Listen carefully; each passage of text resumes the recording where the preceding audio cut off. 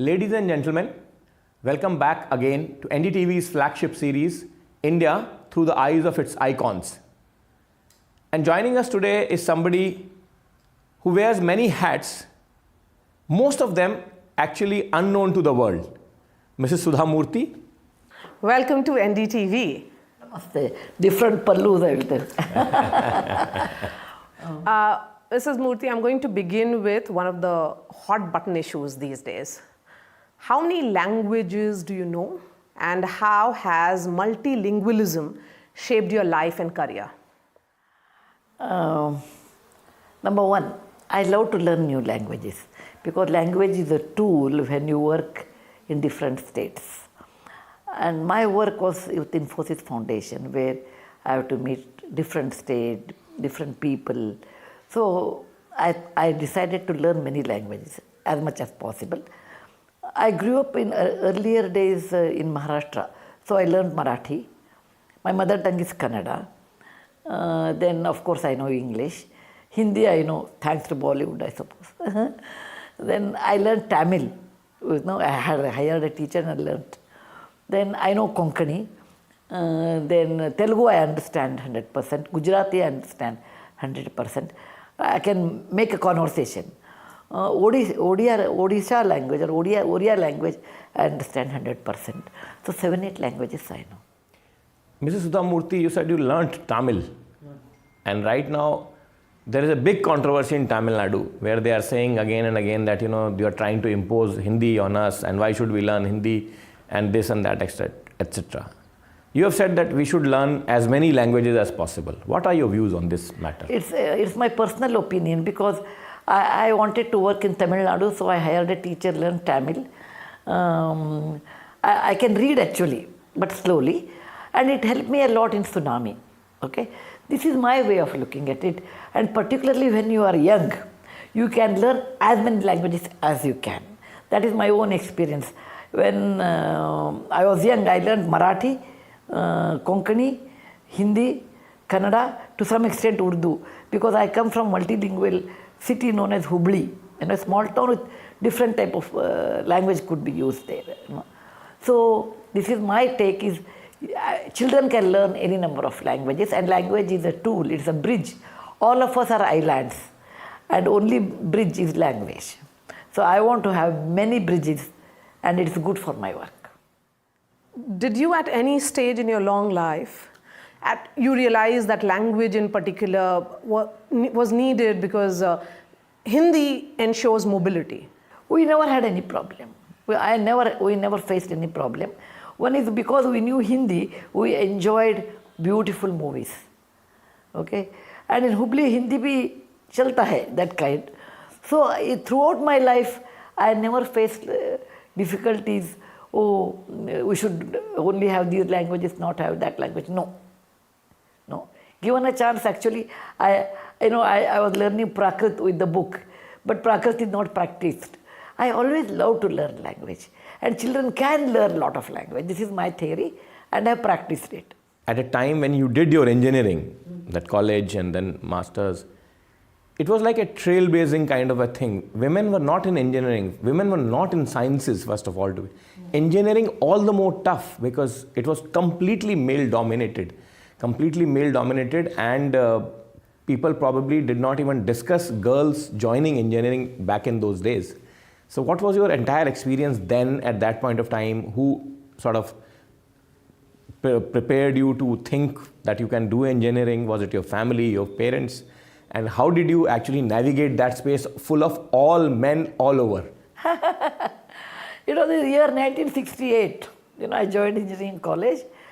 And it was always, and I come from a small town and small community called Madhva Brahmins, where women are excellent cooks and men are bright. So a woman, they never ever thought a woman can do engineering in my time. They said it is nothing to do with engineering, it is nothing to do with a lady. It is man's domain, only men can do. Women is unfit. Like how a woman can bear a child and man cannot. Similarly, a woman cannot do engineering. That much compartment was there. My father was a professor and a doctor, and I went to him when I was 17 and half and told, I want to do engineering. He said, come again. I said, I want to do engineering. He said, why? Give me one reason. I said, I will give a reason. I always believed in applied science.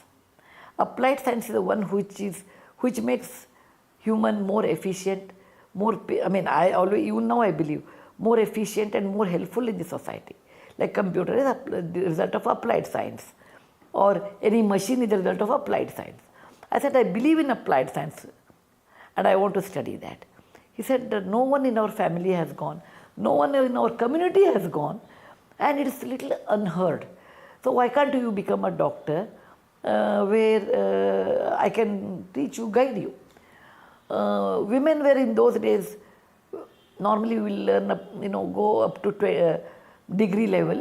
From a good, educated family, they will allow the girl to study up to 1 degree and get her married. 21 was the age bar. You have to marry after 21. If they are very persistent and from broad-minded family, then she will go for medical, and the final year she will get married. In this whole equation, engineering never appeared. And there I come out and say, I want to do engineering. Everybody discouraged me, okay? In a different way, with concern about my future.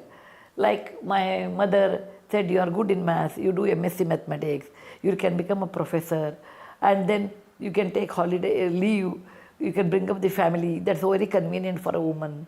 My grandfather was a history school teacher in a high school. He said, you are good in history, do some history degree, you will enjoy it. My grandmother was worried that if I do engineering, who will marry me? I always laugh at it and tell, she did not know across the river Tungabhadra there was Narayan Murty. Even I did not know. So everybody had their own concern. But I insisted I will do engineering. My college was also not keen because they never had girls, and if a girl becomes a problem, there was no toilet for ladies because they felt a girl will not stay here for long duration. She will go back. She will fail and go back, that kind. And, in those days, many people used to think if you go to engineering college, probably you will fall in love with your classmate immediately and you will elope, run away, all those things. Manga ke saath tumhara mang liya sansar kind, So nobody was so keen, but I decided to do.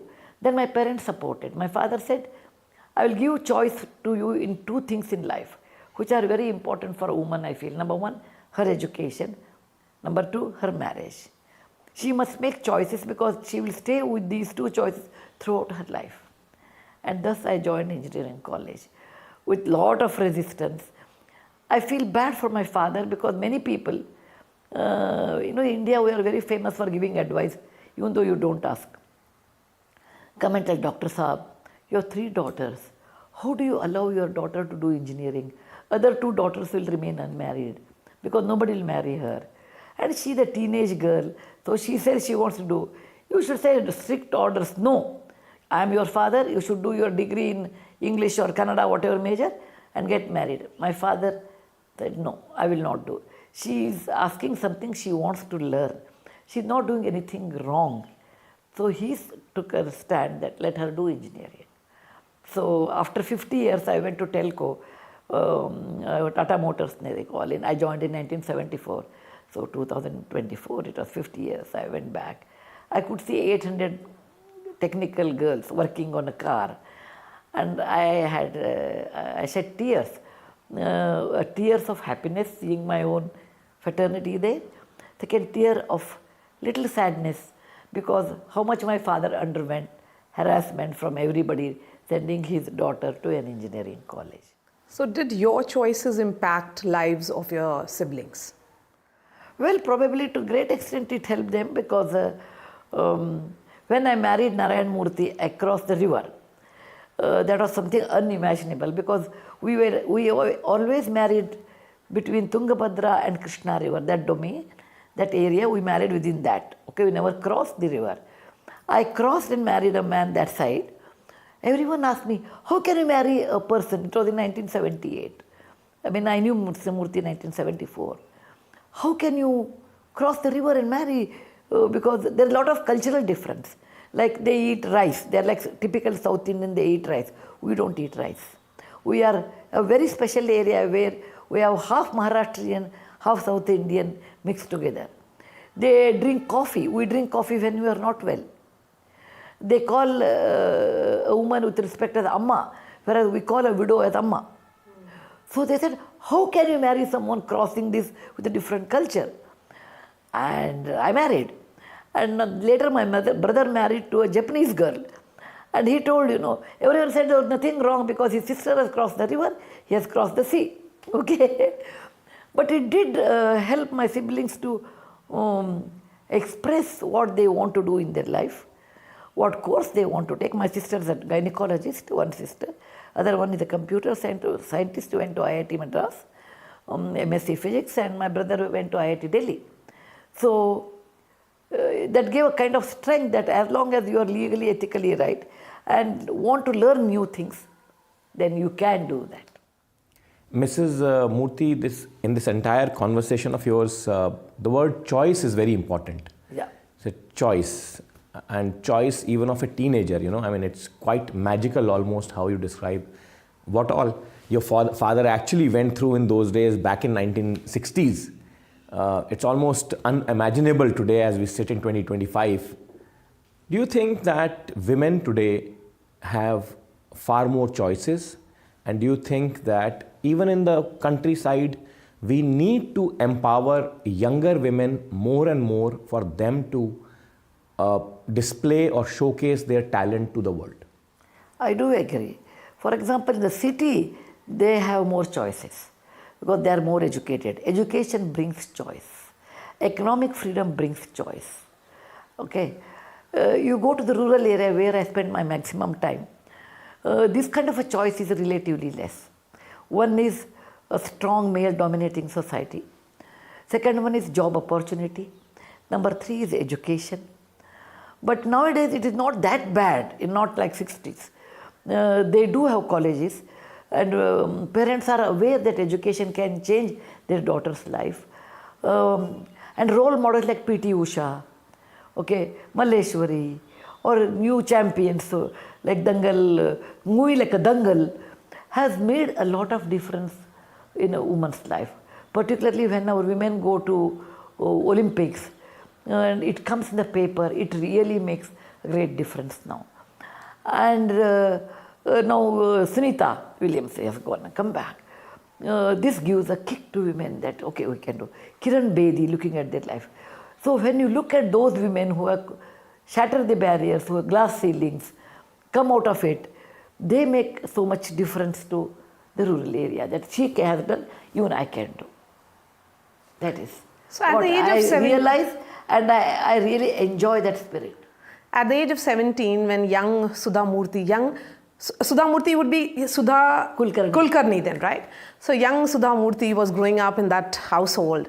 Who was inspiring you to make these moves? I mean, to be so assertive? Probably 50% is my own, 50% is my upbringing. My father always believed women should have education. My father always believed that girls should have a conversation with father, not getting scared. He was a gynecologist. He would talk about breast cancer to us. He would talk about menstruation to us. Normally, fathers don't talk in those era. He would talk to us. He will talk about puberty. He will talk about pregnancy. And like a student, he will tell what is the effect of this. He will talk about menopause. Okay, I knew about menopause a lot early because it is the symptoms of menopause, about how women think and what are the methods to come out of it. So probably his openness and having a conversation, making us, aware of the difficulties and facing the real life is 50%. By nature, I was bold, but my father used to tell me, you should be bold legally, ethically. Okay? My mother was a very intelligent lady, in terms of academics. She always made it a point that for all birthdays, we'll get books. No new dress, unless we insist on that, which we never insisted. So which was your go-to book? Many books, many years. It is not like reading is a constant flow of water. Different ages, I read different books. But she made the habit of children must read books, okay, and live in a very simple way. That was my mother's attitude in life, and that helped me a lot to realize how to gain knowledge. The real strength, power is not in money but in knowledge. And you married a simple man, the man who changed IT. the entire world of IT. Yeah, particularly in India, I called him Bhishma Pitamaha. Yeah. You married a simple man. Yeah, that is God's wish, and it was really good. He was very simple, so that we can do the same activity even after money, with money, without money. Otherwise, if he wanted different and I wanted different, it becomes so difficult. So our house remains the same. Gara hoyi, angan hoyi, jane sab kuch naya naya. From a reader to a writer, you have written almost 47, 48 books so far. And the dollar bahu, many say that it's a reflection of your own life. No, that's not true. The dollar bahu is, every heroine is a reflection of my own life, people say. See, for example, I have 7, 8 novels. Mahashweta, Gently Falls Bakula, people say, that's your life. Okay? None of them are true. Gently Falls Bakula, Dollar Bahu, what is this? Mahashweta, House of Cards, Mother I Never Knew. These are the 5 novels, I think. Okay. Yeah, I think so. I have written 5 books, 5 novels. If you think I'm there everywhere, I'm everywhere. If I'm not there, I'm not there. Because what is writing? What is writing? According to me, it's a weaving. Like you look at the carpet, you weave. So one thread is reality, other thread is imagination. The reality, the geographical situations are all reality. You know, you go to Hubli, you go to Bombay, you go to Delhi. So I describe the city, that is all real. My creativity is the story. So I weave a carpet of that. And so that readers should not come to know which is real, which is imaginary. And Mrs. Murty, tell me something. Simplicity is, of course, the byword when one sees Mr. Narayan Murthy, when one sees you and your household. But did that simplicity change when Rishi Sunak became the Prime Minister of United Kingdom? No. Whether he is Prime Minister or not Prime Minister, he is our son-in-law. We love him the same, like King Lear. In Shakespeare's King Lear, the third daughter says, I love my father as much as a daughter should love her father.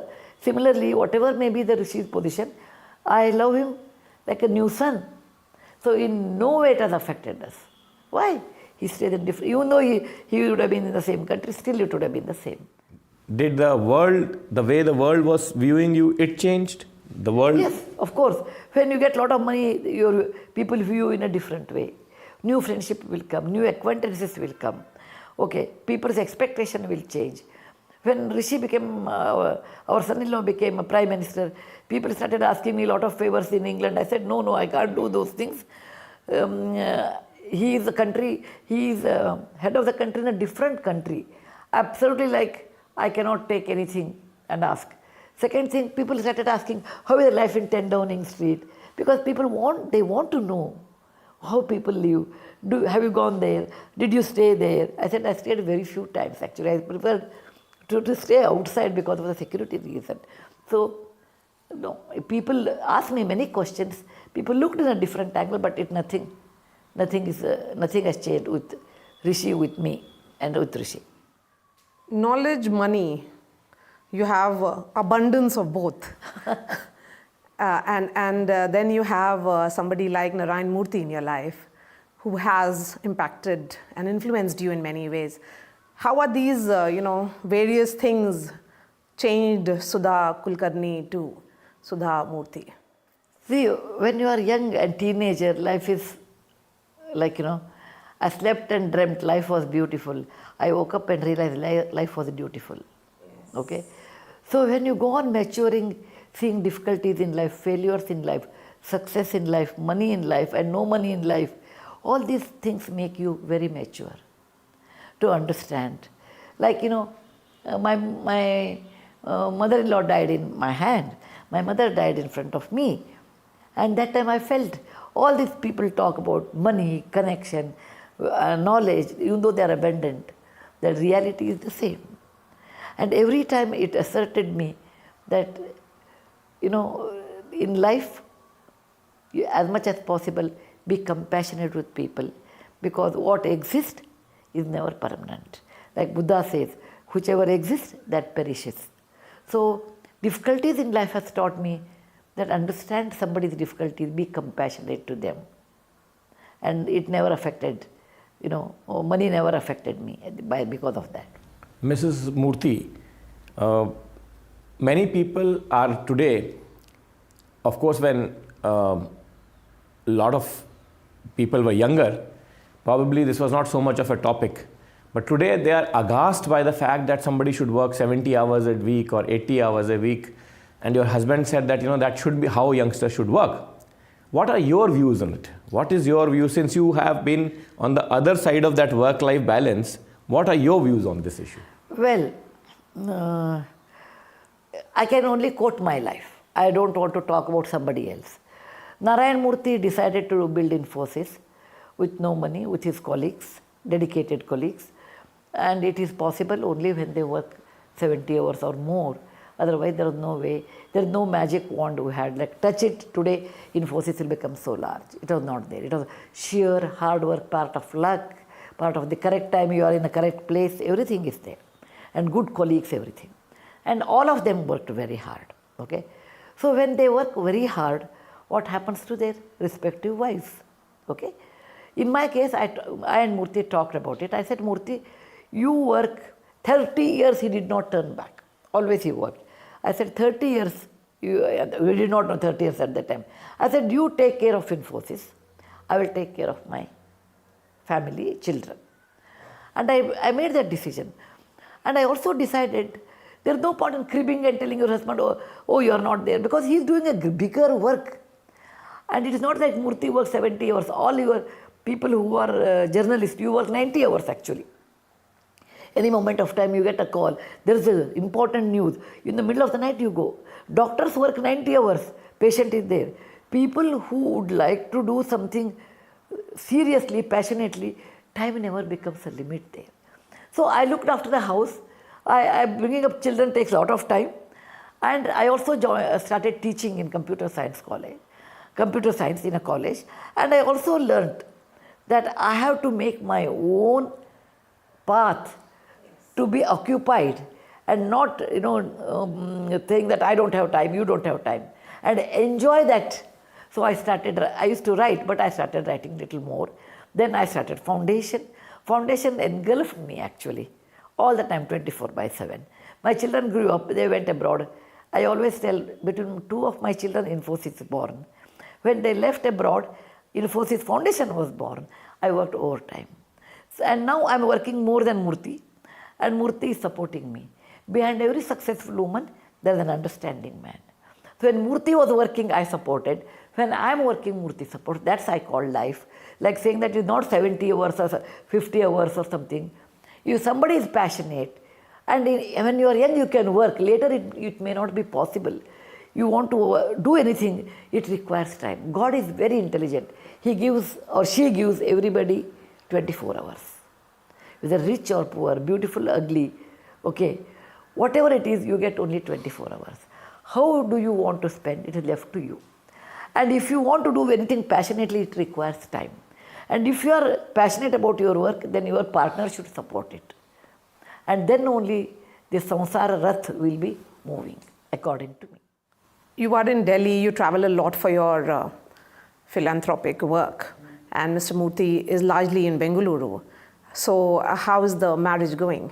Because Murthy he doesn't want to come to Delhi because of the weather. He is 79 now, and breathing becomes a problem. That water comes in the nose, that pollution affects him. And that's not good for him. And every weekend I go. As a member of parliament, are you liking it? Yes, I just wanted to ask and then wrap this interview also. What a lovely, beautiful conversation with you, Mrs. Sudha Murty, and almost enlightening conversation. What is the latest experience in Parliament that you are having? What are you learning from there? What impression is it leaving on you? Are you enjoying it? Okay. I really feel it is one of the finest opportunities for me to get into Rajya Sabha, thanks to our Prime Minister Modi ji and our Rashtrapati Murmu ji. This is a great opportunity, because if I write, when I speak, If I write, out of 100 readers, 1 may be affected. If I speak out of 1,000, 20 may be affected. When I speak in the parliament, taking the issues which are very dear to my heart, probably a lot more people listen. And more than that, the respective department in the parliament will take the note of it. And that really helps a lot to our country. For example, I talked about cervical cancer in my maiden speech, and our own Prime Minister picked it up and he said, that's a good idea and we would like to implement it. Tell me, if I would not have been Rajya Sabha member, I would have talked about it everywhere, it would not have reached.